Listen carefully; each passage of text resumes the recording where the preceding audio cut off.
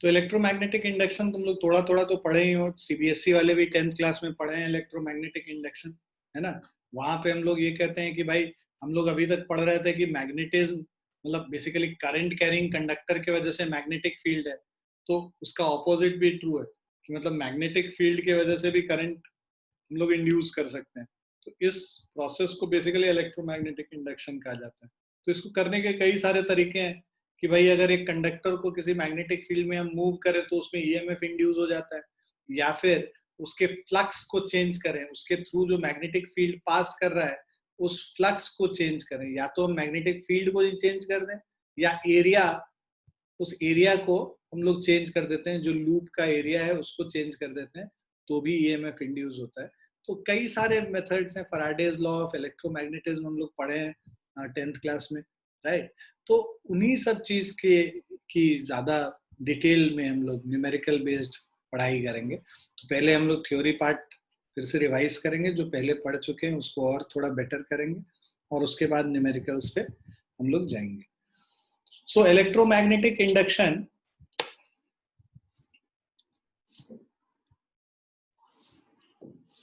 so phenomena of generating current or EMF in a conducting circuit by a change in its strength, position or orientation of an external magnetic field is called electromagnetic induction, EMI जिसको बोलते हैं हम लोग। So जो देखो क्या है कि फिनोमिना ऑफ जनरेटिंग करंट, या तो करंट जनरेट करें या ईएमएफ जनरेट करें कंडक्टिंग सर्किट में, मतलब एक कंडक्टिंग वायर हो या जो भी है सर्किट है, बाय चेंज इन स्ट्रेंथ, या तो हम मैग्नेटिक फील्ड के स्ट्रेंथ को चेंज कर दें, बी के वैल्यू को, पोजीशन को चेंज कर दें मैग्नेटिक फील्ड, ठीक, by change in strength, position और orientation of an external magnetic field. Orientation मतलब एंगल जो वो बना रहा है उस एरिया से, उसके एरिया का जो एंगल है, एरिया और मैग्नेटिक फील्ड के बीच में जो एंगल है उसको अगर हम चेंज कर दें तो भी ईएमएफ इंड्यूस होता है। सो of an external magnetic field is called electromagnetic induction, ठीक। Now the EMF so developed is called induced EMF. If the conductor is in the form of a closed circuit, a current flows in the circuit. This is called induced current. ठीक है। So जो EMF develop होगा उसको हम लोग induce EMF कहते हैं, और conductor is in the form of close circuit, a current flows in the circuit, this is called induce current. This phenomena of EMI, electromagnetic induction, is the basis of working of power generators. तो हम लोग ये electromagnetic induction का use कहाँ करते हैं, जो भी पावर जनरेटर्स हैं, जितने भी जनरेटर्स जो इलेक्ट्रिकल एनर्जी प्रोड्यूस करता है, वो सारे जनरेटर्स इसी कॉन्सेप्ट पे चलता है, इलेक्ट्रोमैग्नेटिक इंडक्शन पे। डायनामोस जो है, ट्रांसफार्मर्स हैं, ये सारे डिवाइसेस इलेक्ट्रोमैग्नेटिक इंडक्शन के थ्रू ही हम लोग समझ सकते हैं उसके ऑपरेशंस को। अब मैग्नेटिक फ्लक्स, सबसे पहले before going into electromagnetic induction you should understand what is magnetic flux. Why? Because 12th class में हम लोग ये बोलते हैं भाई electromagnetic induced EMF is equal to rate of change of magnetic flux with respect to time. तो rate of change of magnetic flux के लिए पहले तो magnetic flux क्या होता है? Magnetic flux is the total amount of magnetic field passing through a closed area is called a magnetic flux. So magnetic flux through any surface of area A held in magnetic field B is measured by the total number of magnetic lines of force crossing the surface normally. It is equal to dot product of B and A. तो basically अगर ये हमारा एक area है, इस area से जितना magnetic field पास कर रहा है, right, so all the magnetic field which is passing through this area, the area A, so all the magnetic field passing through the area A is known as magnetic flux. तो अगर ये जो area है, basically area का direction क्या होता है, इस सरफेस के परपेंडिकुलर जो डायरेक्शन होता है वो एरिया का डायरेक्शन होता है, तो उसको हम लोग एन कैप से रिप्रेजेंट करते हैं, एरिया के जो डायरेक्शन को एन कैप से रिप्रेजेंट करते हैं। सो अगर एन कैप और बी पैरेलल है एक दूसरे से तो मैग्नेटिक फ्लक्स को फाई से रिप्रेजेंट करेंगे, that is equal to magnetic field B into area, अगर हम मैग्नीट्यूड की बात करें। अगर ये जो मैग्नेटिक फील्ड है ये मान लो जो नॉर्मल है सरफेस के वो इस डायरेक्शन में है, और मैग्नेटिक फील्ड्स जो है इसका जो डायरेक्शन है, this makes an angle theta with the direction of the area vector. So in that case जो ये एंगल थीटा बना रहा है एरिया वेक्टर से, सो ये बी हो गया, ये एरिया वेक्टर ए हो गया मान लो। तो यहाँ पे हम लोग क्या लिखेंगे, B dot A flux phi is equal to dot product of b and a, so that means flux phi is equal to b a cos theta हो जाएगा। डॉट प्रोडक्ट को हटाएंगे तो cos कंपोनेंट आएगा cos थीटा। तो अगर theta 0 degree है तब मैक्सिमम होगा। थीटा 0 डिग्री का होने का मतलब क्या हुआ, बी और एरिया वेक्टर, मैग्नेटिक फील्ड और एरिया वेक्टर एक ही डायरेक्शन में, उस केस में फ्लक्स मैक्सिमम होगा। और अगर थीटा 90 डिग्री है मतलब B is perpendicular to area vector, तो उस केस में फ्लक्स 0 हो जाएगा, cos 90 0 हो जाता है। सो यही चीज यहाँ पे बताया भी हुआ है कि the flux phi is equal to the dot product of B and A. For a uniform magnetic field B crossing the plane of area A at an angle theta with the normal to the plane, magnetic flux phi is given as B dot A, BA cos theta. So basically flux phi is equal to B dot A, which is equal to BA cos theta. Now where theta is the smaller angle between B and A, that is theta is the angle which normal to the surface area makes with B. So acute angle which the surface area vector makes with normal to the surface area makes with the magnetic field. Clear है बच्चों?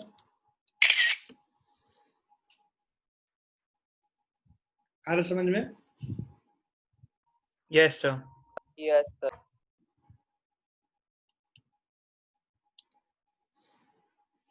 Now magnetic flux associated with variable magnetic field. So if magnetic field B is variable, we divide the surface into number of area elements. Each area element is small enough to have constant magnetic field through it. So if B1, B2, B3, Bn be the magnetic fields at area elements delta A1, delta A2, delta A3 and delta An. So that means flux phi is equal to B1 dot delta A1, B2 dot delta A2, इस तरह से ये हमारा सारे magnetic flux को अगर add कर दें तो नेट मैग्नेटिक फ्लक्स निकल जाएगा। और अगर डेल्टा A टेंड्स टू 0, मतलब ये जो डेल एलिमेंट है ये टेंडिंग टू 0 हो जाएगा तो उसको कंटिन्यूअस हम मान लेंगे। तो वहां पे हम लोग इंटीग्रेट करके निकालते हैं, वहां डिस्क्रीट वैल्यूज नहीं होती हैं। इंटीग्रेट करके phi is equal to B dot d A हो जाएगा। ठीक है, so B dot d A करके उसको इंटीग्रेट कर देंगे। The integration is over the entire surface area which gives you basically the magnetic field. So when the magnetic field is touching the surface tangentially, so that means when theta is 90 degree, हम कह रहे हैं phi is equal to B dot A which is B into A into cosine of the angle between them. So B dot A, BA cos theta. So when theta is 90 degree,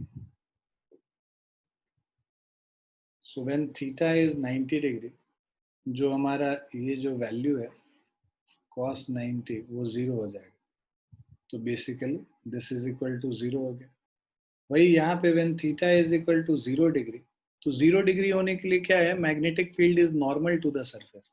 अगर magnetic field tangential to the surface होगा तो theta 90 degree होगा वहां पे।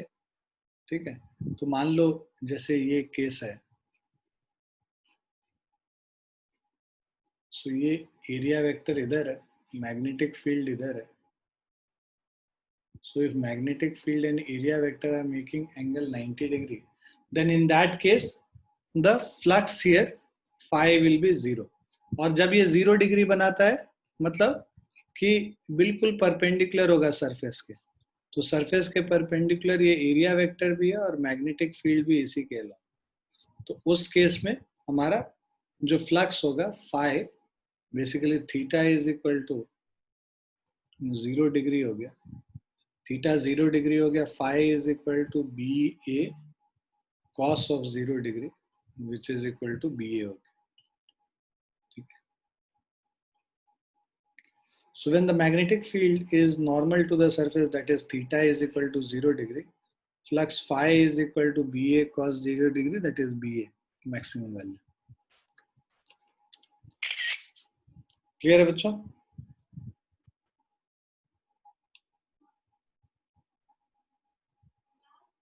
Yes, sir.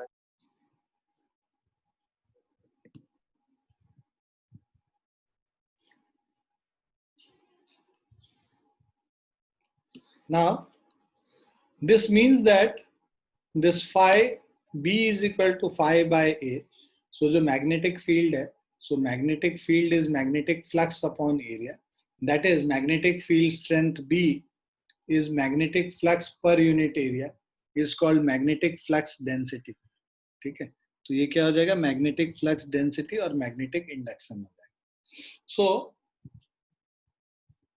thus denseness of the magnetic lines of force is associated with the strength of the magnetic field. ये तो हम लोग पहले भी पढ़े भाई, अगर मैग्नेटिक फील्ड लाइंस डेंस है किसी एरिया में तो हम लोग कहते हैं कि उसका स्ट्रेंथ जो है ज्यादा है. So when a coil of n turns each of area A,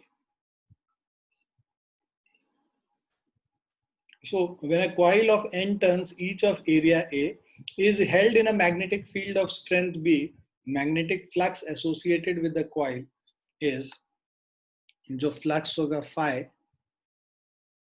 this is equal to n into B dot A. So number of turns into B dot A, so NBA cos theta हो जाएगा. ठीक है, so remember that in this case theta is angle which is normal to the surface area, makes the direction, makes, so theta is the angle which normal to the surface area makes with the direction of magnetic field B. तो अगर यही number of turns of the coils, जो area जो हम निकाल रहे हैं n turns हैं each of area A, मान लो एक, अभी हम लोग क्या बात कर रहे थे कि एक, मान लो ये कॉइल है, इसके थ्रू मैग्नेटिक फील्ड जा रहा है B और इसका एरिया है A, तो हम लोग फ्लक्स कर रहे थे phi is equal to B A cos theta, अगर बी और ए के बीच में एंगल है, अदरवाइज बी ए. और यही अगर इसमें कितने कॉइल्स हो जाएंगे, n टर्न्स का कॉइल हो गया, तो उस केस में जो नेट फ्लक्स होगा n इंटू फाई हो जाएगा. एक कॉइल के थ्रू जो फ्लक्स है फाई है, तो n इंटू फाई हो गया, तो ये क्या हो गया, n B A cos theta, अगर number of turns n. Clear है?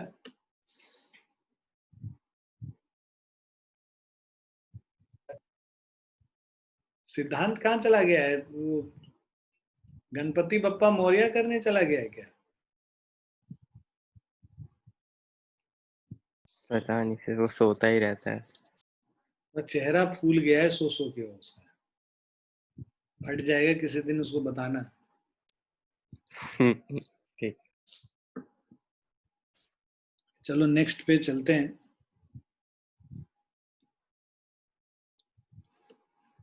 So units of magnetic flux.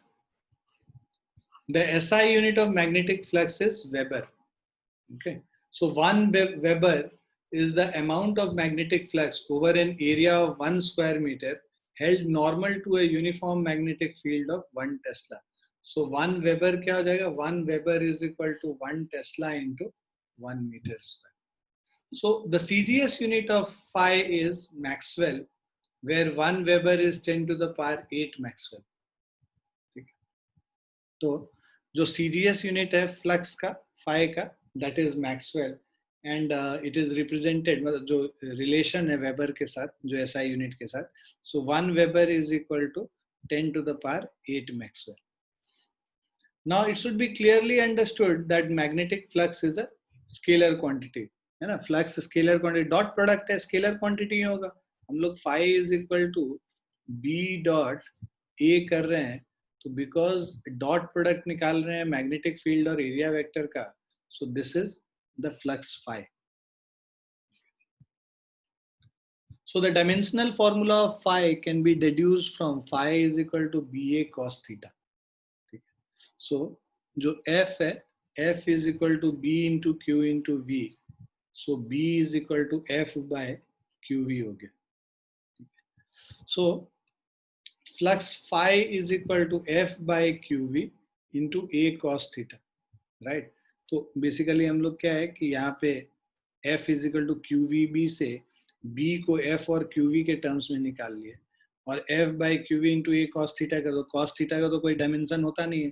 Force का डायमेंशन हमने लिखा MLT माइनस 2, ए का L स्क्वायर हो गया, चार्ज का एम्पियर इंटू टाइम हो गया, और V का LT माइनस 1 हो गया. इन सब को कंबाइन कर लिया तो M L स्क्वायर, ये L क्यूब और L, ये L और L कट गया, और T to the power minus 2, क्योंकि -1 और ये +1 कट गया था, ए टू द पावर -1. तो ये तुम्हारा डायमेंशनल फॉर्मूला हो गया फ्लक्स का. ठीक है.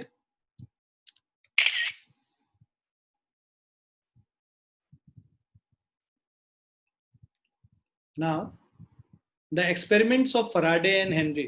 तो ये जो इलेक्ट्रोमैग्नेटिक इंडक्शन का थ्योरी ऑफ इलेक्ट्रोमैग्नेटिक इंडक्शन आया पूरा, तो this was based on certain experiments. तो दो साइंटिस्ट थे, दो फिजिसिस्ट थे जिन्होंने एक्सपेरिमेंट किया था मोस्टली, एक फैराडे और एक हेनरी. इन दोनों के एक्सपेरिमेंट को स्टडी करें अगर हम, तो उससे कुछ हमारे पॉइंट्स आते हैं, बेसिकली ऑब्जर्वेशंस आते हैं. उन सब ऑब्जर्वेशन पे बेस्ड है हमारा जो हम लोग फैराडेज लॉ ऑफ इलेक्ट्रोमैग्नेटिज्म करेंगे, वो उन्हीं ऑब्जर्वेशन पे बेस्ड इलेक्ट्रोमैग्नेटिक इंडक्शन. सो पहला, the experiment of Faraday and Henry. So the understanding of electromagnetic induction is based on a series of experiments carried out by Faraday and Henry. Some of the important experiments are described below. So first experiment, first क्या है, current induced by a magnet. So basically हम लोग क्या करते हैं, एक magnet को एक कॉइल के पास और उसके दूर लेके जाते हैं. तो जब पास लेके आएंगे तो उसमें करंट इंड्यूस होगा कॉइल में, जब दूर लेके जाएंगे तो भी करंट इंड्यूस होगा. होता क्या है कि मैग्नेट का अपना एक मैग्नेटिक फील्ड है. ठीक है, magnetic field, magnetic lines of force हम लोग को दिख रहा है यहाँ पे. राइट. सो यहाँ पे जो मैग्नेटिक लाइंस ऑफ फोर्स है, जैसे जैसे इस मैग्नेट को पास लाओगे, इस क्वाइल के थ्रू जो number of magnetic field lines जो पास कर रही हैं वो इंक्रीज करेंगी. तो number of magnetic field lines जब इंक्रीज करती हैं तो फ्लक्स चेंज हो रहा है. कभी भी जब फ्लक्स चेंज होता है किसी क्वाइल के थ्रू तो ईएमएफ इंड्यूस होता है. तो वही चीज इन्होंने एक्सपेरिमेंट से निकाल के देखा, current induced by a magnet. The figure shows a coil और loop C of a few turns. तो कुछ टर्न्स हैं इसके, मान लो n turns of conducting material insulated from one another. तो एक दूसरे से इंसुलेटेड है. ठीक है. It is connected to a sensitive galvanometer G. इसको हम लोगों ने क्या किया, सेंसिटिव गैल्वेनोमीटर से कनेक्ट कर दिया. Faraday and Henry observe that. तो इनका ऑब्जर्वेशन क्या है फैराडे और हेनरी का, when north pole of a bar magnet is pushed towards the coil, the galvanometer shows a sudden deflection. तो जब नॉर्थ पोल को हम कॉइल के तरफ पुश करते हैं तो गैल्वेनोमीटर में एक सडन डिफ्लेक्शन आता है. ठीक है, indicating that current is induced in the coil. Galvanometer में डिफ्लेक्शन आया मतलब कि there is a current which has been induced in this coil. Second, the galvanometer deflection is temporary. It lasts as long as the bar magnet is in motion. दूसरा उन्होंने observation किया कि भाई ये जो गैल्वेनोमीटर का डिफ्लेक्शन है ये टेम्पररी है. तो ये तभी तक एग्जिस्ट करता है जब तक ये मैग्नेट मूव कर रहा है. जैसे ही मैग्नेट स्टेशनरी होगा गैल्वेनोमीटर में डिफ्लेक्शन भी जीरो हो जाएगा. So there is no deflection when the bar magnet is held stationary anywhere, even within the coil. तो कॉइल के अंदर या कहीं पे भी अगर मैग्नेट जैसे ही स्टेशनरी हुआ तो हम लोग ये देखते हैं कि गैल्वेनोमीटर में डिफ्लेक्शन भी जीरो हो जाता है, मतलब इंड्यूस्ड करंट भी जीरो हो जाएगा. क्लियर है ये दो observation? Yes, sir. Third observation पे आते हैं पहले एक्सपेरिमेंट के। तो ऑब्जर्वेशन ये कह रहा है when the magnet is moved away from the coil the galvanometer shows deflection in the opposite direction. देखो जब हम मैग्नेट को कॉइल के तरफ लेके जा रहे थे तब जो डिफ्लेक्शन होगा, और मैग्नेट को जब कॉइल से अवे लेके जाएंगे तब जो डिफ्लेक्शन होगा, दोनों डिफ्लेक्शन ऑपोजिट डायरेक्शंस में। So when the magnet is moved away from the coil, the galvanometer shows deflection in the opposite direction, indicating the reversal in the direction of induced current. तो जो induced current है उसमें reversal हो गया, मतलब जब magnet को पास ला रहे हो तब जो इंड्यूस करंट का डायरेक्शन है, और मैग्नेट को दूर ले जाओगे तब जो इंड्यूस करंट का डायरेक्शन होगा, दोनों एक दूसरे से ऑपोजिट होगा। इसी वजह से जो गैल्वेनोमीटर है वो गैल्वेनोमीटर दो तरफ डिफ्लेक्ट करता है। जब मैग्नेट को पास लेके जाओगे तब जो जिधर डिफ्लेक्शन होगा, मैग्नेट को दूर लेके जाओगे उधर उसका जो डिफ्लेक्शन होगा, दोनों ऑपोजिट डायरेक्शन में। क्लियर है बच्चों?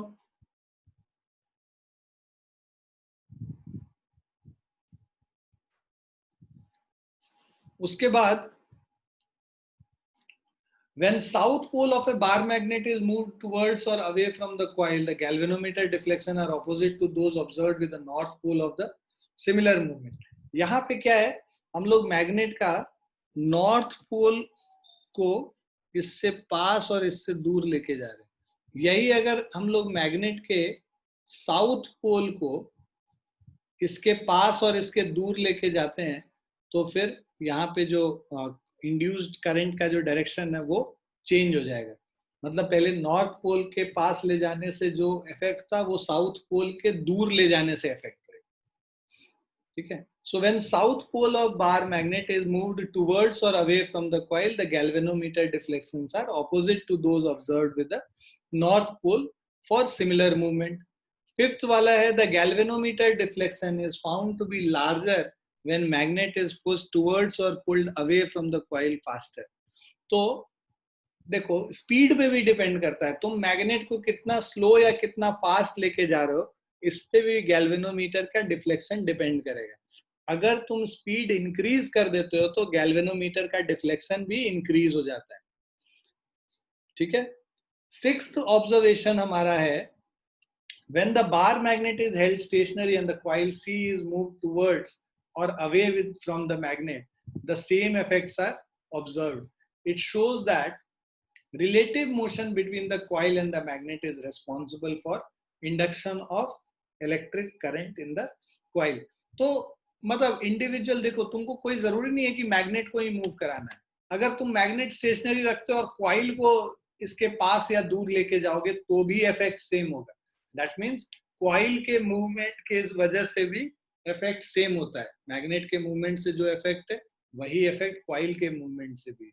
सो बेसिकली इन दोनों के बीच में, कॉइल और मैग्नेट के बीच में, इनके बीच में एक रिलेटिव मोशन होना चाहिए। ठीक है। So there should be a relative motion between coil and the magnet. Okay? Clear है बच्चों?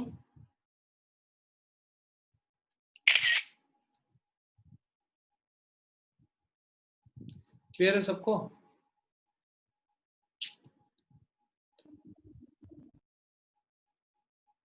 सो गए लगता है सब। सेकेंड एक्सपेरिमेंट अब हम लोग करेंगे। ठीक। बोलता ही नहीं है तो क्या बोलेंगे, एक आध तुम तो बोलते भी हो, तो बाकी तो पता नहीं कहाँ है। ईशान भी बोलता है कभी कभी। तो उर्जित भी सो रहा होगा। उर्जित तो नहीं यार, तेरी तरह नहीं हूँ। देखो तुरंत मैंने रिप्लाई कर, जैसे वो तो तुमको बुलवाने का तरीका था स्वप्न नील का, तो बस एक बहाना था स्वप्न नील ने देखा। हाँ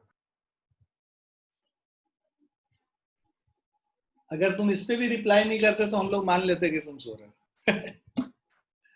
है ना? बहुत दूर का सोचते हैं हम।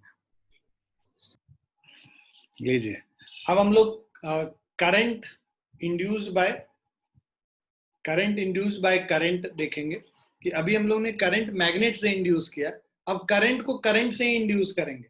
So figure here this in experiment 2 shows a coil or loop C of figure shows a coil or loop C of few turns of conducting material insulated from one another connected to a sensitive galvanometer G. C dash is another coil connected to a battery. A steady current through C dash produces a uniform magnetic field along its axis. तो जो C dash में जो current है उस current की वजह से magnetic field होगा. हम लोग पढ़ चुके हैं कि भाई करंट जब भी कॉइल में होता है तो उसकी वजह से उसके पास मैग्नेटिक फील्ड होता है उसके एक्सिस के थ्रू जो पास कर रहा है. अब it is as good as a magnet. जो कॉइल C dash है that is as good as a magnet. Why? Because उस कॉइल में जो करंट है उसके वजह से उसके अंदर मैग्नेटिक फील्ड है. अब जो वो कॉइल C dash को जब हम कॉइल C के पास लेके जाएंगे या उससे दूर लेके जाएंगे तो EMF इंड्यूस होगा, करंट इंड्यूस होगा कॉइल C में भी, और उसके वजह से गैल्वेनोमीटर में डिफ्लेक्शन आएगा. So when coil C dash is moved towards the coil, the galvanometer shows a sudden deflection. This indicates that electric current is induced in coil C. So because of the current in coil C dash, there will be an induced current in coil C as well. Okay. Second is when the coil C dash is moved away. So this is moved towards the coil or moved away from the coil. So towards the coil में जो direction होगा current का, moved away from the coil में direction उल्टा हो जाएगा. So galvanometer shows a deflection in the opposite direction. This indicates that direction of current induced in coil C is reversed. Okay. Third is the deflection is temporary. तो ये जो deflection है, this is temporary. So it lasts so long as there is relative motion between the two coils. So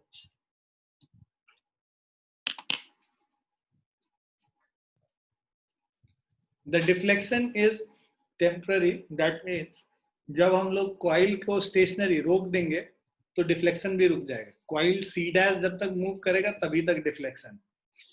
अब fourth वाला part पे आते हैं. The galvanometer deflection is found to be the galvanometer deflection and hence induced current is found to be larger when coils are moved faster towards or away from each other.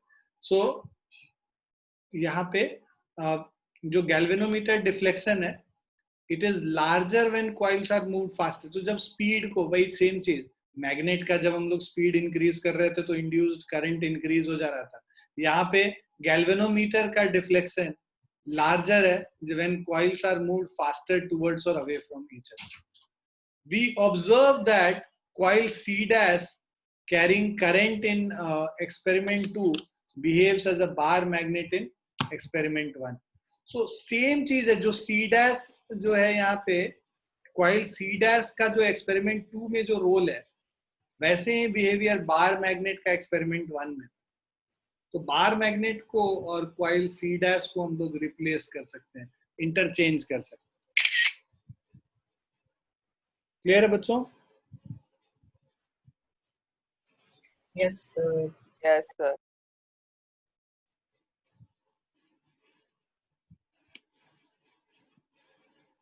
अब आते हैं current induced bye changing current. अभी तक हम लोग क्या कर रहे थे, मोशन के वजह से मोशनल ईएमएफ देख रहे थे. या तो मैग्नेट मूव कर रहा था या फिर दूसरा कॉइल मूव कर रहा था. अब कोई जरूरी नहीं है कि मूवमेंट होना जरूरी हो. Movement is not necessary. मतलब यहीं भी होगा मूवमेंट तो भी करंट इंड्यूस हो सकता है. सो relative motion between a coil and a bar magnet produces induced current.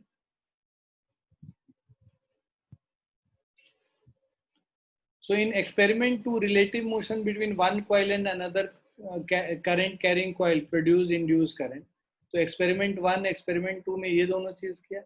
अब through the present experiment, Faraday showed that relative motion is not an absolute requirement. ठीक है, कोई जरूरी नहीं है कि relative motion ही हो तब induced current होगा. Current can be induced even without the relative motion. तो बिना relative motion के भी current induce हो सकता है. So figure shows two coils C and C dash held stationary. ठीक है, तो ये जो coil है C and C dash, this is held stationary Coil C is connected to a sensitive galvanometer and C dash is connected to a battery through a tapping key. It is observed that जब आप इसको on करोगे तो भी इसमें deflection होगा और जब इसको ऑफ करोगे तो भी डिफ्लेक्शन होगा. मतलब ऑन करने समय इसमें करंट 0 से लेके I तक चेंज करेगा और ऑफ करने में I से लेके 0 तक चेंज करेगा. तो इसमें जब करंट चेंज करेगा C डैश कॉइल में तो भी करंट इंड्यूस होगा यहाँ पे. क्यों? क्योंकि अगर C डैश कॉइल में करंट चेंज करता है तो इसके साथ जो मैग्नेटिक फील्ड लिंक्ड है वो भी चेंज करेगा. वो मैग्नेटिक फील्ड जो लिंक है वो इसके थ्रू भी पास कर रहा है. तो बिकॉज इसके थ्रू भी पास कर रहा है तो इसके थ्रू जो मैग्नेटिक फ्लक्स है वो भी चेंज करेगा. तो because magnetic flux coil C के थ्रू चेंज कर रहा है तो इसकी वजह से इसमें इंड्यूस्ड करंट आ जाएगा जिसके वजह से ये जो गैल्वेनोमीटर है इसमें डिफ्लेक्शन होगा. So it is observe that when की K इज प्रेस्ड, तो हम लोग जब की K को प्रेस करते हैं, galvanometer in coil C shows a momentary deflection indicating that current is induced in coil C. The pointer in the galvanometer however returns to 0 immediately. Now when the key K is kept pressed continuous, there is no deflection in the galvanometer. तो अगर की K को आप press करके रखे हुए continuously तो उससे गैल्वेनोमीटर में कोई डिफ्लेक्शन नहीं होता है. मतलब बस जब स्विच ऑन करोगे और स्विच ऑफ करोगे तभी उसमें डिफ्लेक्शन होगा.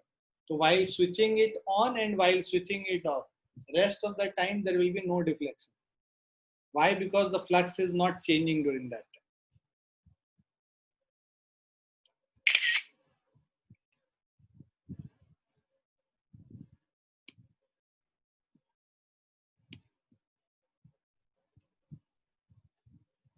So when the key K is released, the galvanometer shows again a momentary deflection, but in the opposite direction.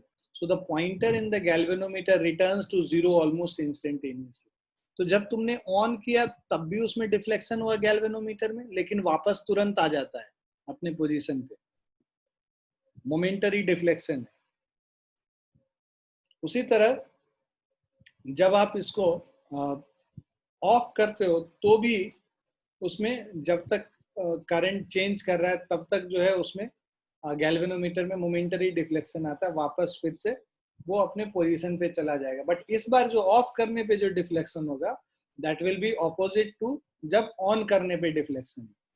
So the galvanometer deflection increases dramatically when an iron rod is inserted into the coils along their axis and the key K is pressed or released. We observe that in the absence of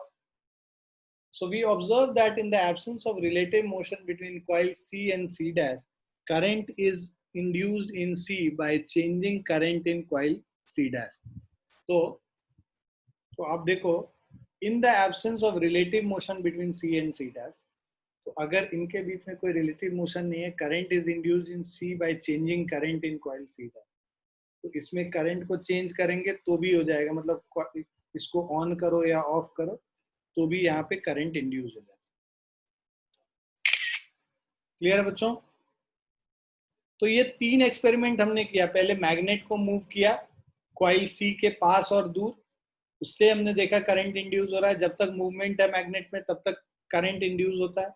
उसी तरह फिर second में हमने क्या किया कि coil C dash एक दूसरा लिया जिसको कि हमने बैटरी से कनेक्ट कर दिया और उस कॉइल सी डैश को हम लोग कॉइल के सी के पास या दूर लेके जा रहे हैं तो भी इंड्यूस ईएमएफ होता है. और इन दोनों केसेस में रिलेटिव मोशन जरूरी है. कोई जरूरी नहीं है कि मैग्नेट मूव करे या फिर ये जो सी डैश कॉइल है वो मूव करे. तो कॉइल सी भी मूव करेगा और ये स्टेशनरी रहेगा तो एक ही बात है.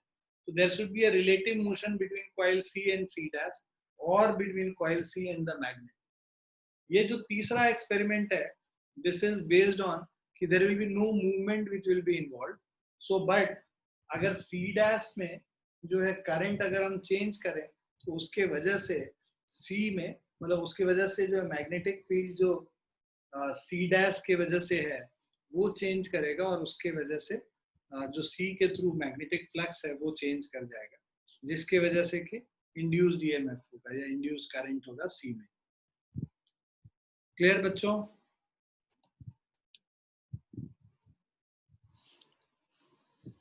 Now, cause of induced EMF. From the foregoing experiments, we find that an EMF is induced in a coil when amount of magnetic flux linked with the coil changes. Flux linked with the coil changes with time. तो जो शुरू में ऊपर जो experiment किए हैं उन सब से यही निकल के आता है कि ईएमएफ इंड्यूस करने के लिए कॉइल में आपको जो magnetic flux linked with the coil है उसको टाइम के रेस्पेक्ट में चेंज करना है. All observations in the 3 experiment can be explained in the terms of this concept only. So whenever there will be a change in flux in one of the coil, there will be an EMF induced in that coil.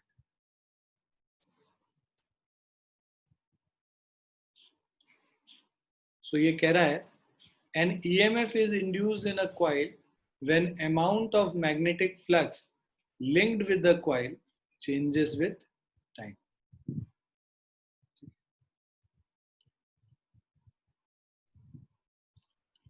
So ये कह रहा है कि an EMF is induced in a coil when amount of magnetic flux linked with the coil changes with time.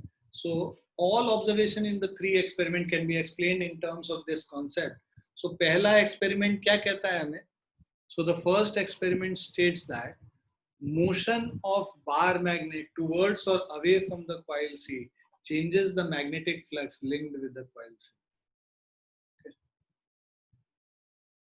So ये जो बार magnet है ये motion of it towards the coil C और away from the coil C है ना. If you move the bar magnet, so in both the cases magnetic flux linked with the coil C changes and hence the EMF is induced. Second experiment, the relative motion between coil C and current carrying coil C dash again changes the magnetic flux linked with the coil C.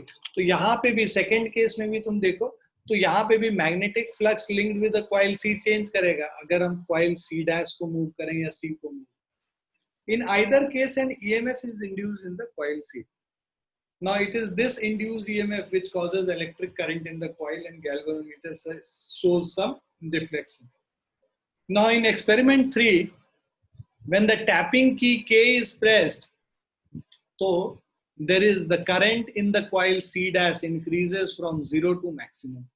Therefore, resulting magnetic field of coil C dash increases from 0 to maximum. Consequently, the magnetic flux linked with the neighboring coil C also increases. It is this change in magnetic flux linked with the coil that induces EMF in the coil C. ठीक है. So magnetic flux linked with the neighboring coil C also changes. तो C dash में magnetic flux change करे, C dash में current change करेगा, उसके वजह से magnetic field change करेगा, उसके वजह से magnetic flux जो C के साथ associated है वो change करेगा और इस change के वजह से EMF induce होता है coil C. Clear है बच्चों?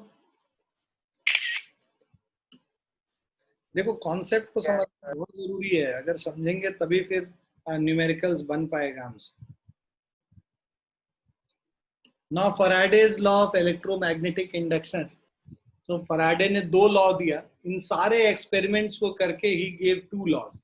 सो first law of Faraday's law of first law of electromagnetic induction is whenever the amount of electric flux linked with the circuit changes and EMF is induced in the circuit, the induced EMF lasts so long as the change in magnetic flux continues.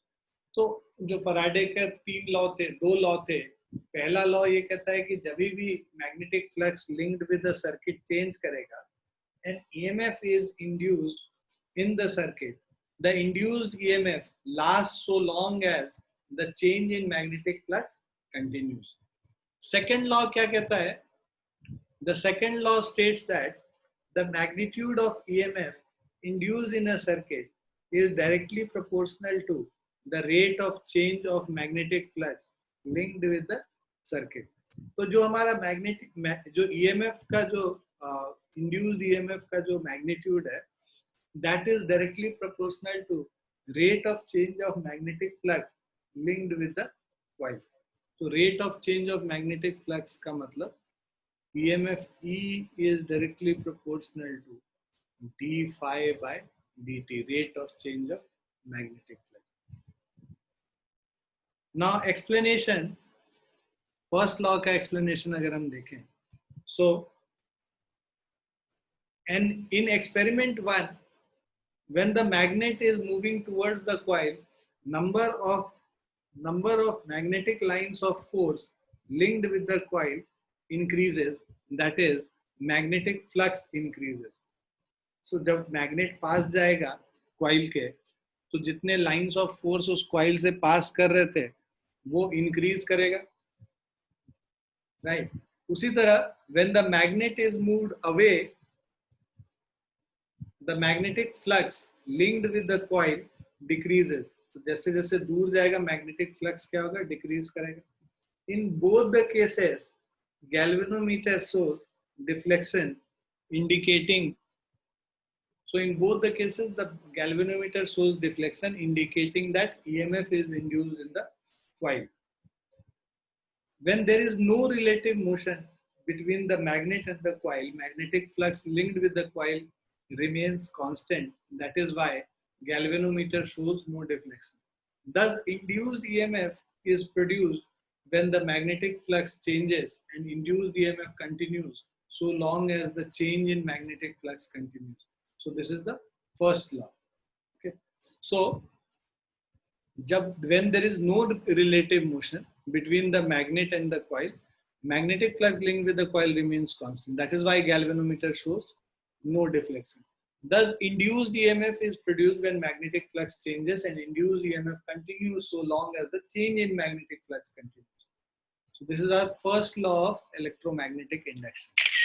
Second law पे चलते हैं. So second law in experiment 1, when magnet is moved faster, the magnetic flux linked with the coil changes at a faster rate. तो जब हमने कहा कि EMF induced is directly proportional to rate of change of the magnetic flux. Rate of change मतलब जितना fast आप change करते हो, जितना fast आप move करते हो, उस पे depend करता है. So the magnetic flux linked with the coil changes at a faster rate when the magnet is moved faster. So therefore, the galvanometer deflection is more here. So however, when the magnet is moved slowly, rate of change of magnetic flux is smaller. Okay. So therefore, that galvanometer deflection is smaller. Induced EMF is smaller. Hence, magnitude of EMF induced varies directly as the rate of change of magnetic flux linked with the coil. Now this is second law. So if phi1 is the amount of magnetic flux linked with the coil at any time, and phi2 is the magnetic flux linked with the coil after t seconds, so then rate of change of magnetic flux is phi2 minus phi1 upon t, or E is directly proportional to phi2 minus phi1 by t, or E is equal to k times phi2 minus phi1 by t. ठीक है. सो ये जो हम कह रहे हैं कि भाई जो rate of change of flux क्या है, D phi by D T जो हम लोग लिख रहे थे, that is final flux minus initial flux by time थी. तो ईएमएफ जो इंड्यूस हो रहा है, induce EMF is directly proportional to rate of change of flux, और E is equal to proportionality sign को इक्वालिटी साइन से रिप्लेस करेंगे, कांस्टेंट ऑफ प्रोपोर्शनैलिटी आएगा k times phi2 minus phi1 divided by t. अब जब SI में हम लोग मेजर करते हैं तो k का वैल्यू आ जाता है 1. So where k is the constant of proportionality, so as k is equal to 1 in all system of unit, E क्या हो जाएगा, phi2 minus phi1 by t हो जाएगा. If d phi is small change in magnetic flux in a small time interval dt, then we can write that E is equal to minus of d phi by dt. So negative sign is taken because induced EMF always opposes any change in magnetic flux associated with the current. This follows from Lenge's law. Lenge's law आगे हम लोग करेंगे. तो यहाँ पे negative sign क्यों आता है? नेगेटिव साइन ये बताता है कि जो कोई भी चेंज को अपोज करेगा. सो induced EMF always opposes any change in magnetic flux associated with the circuit. तो फ्लक्स जो एसोसिएटेड विद द सर्किट है उसके चेंज को अपोज करेगा. नेगेटिव साइन ये बताता है. This follows from Lenz's law. So in case of a closely bound coil of n turns, in case of a closely wound coil of n turns, change in magnetic flux associated with each turn is the same. Therefore, total induced EMF is given by E is equal to minus of n times d phi upon dt. So, अगर n number of turns हैं, तो जो induced EMF होगा that will be minus of n times d phi by dt. So, rate of change of flux, n times the rate of change of flux is induced EMF. So by increasing the number of turns n in the coil, अगर n हम लोग increase करते हैं coil में, we can increase the induced EMF. So induced current in the coil I is induced EMF by resistance R of the coil. So E by R, E is basically n d phi by dt divided by R. Clear है बच्चों? Yes, sir.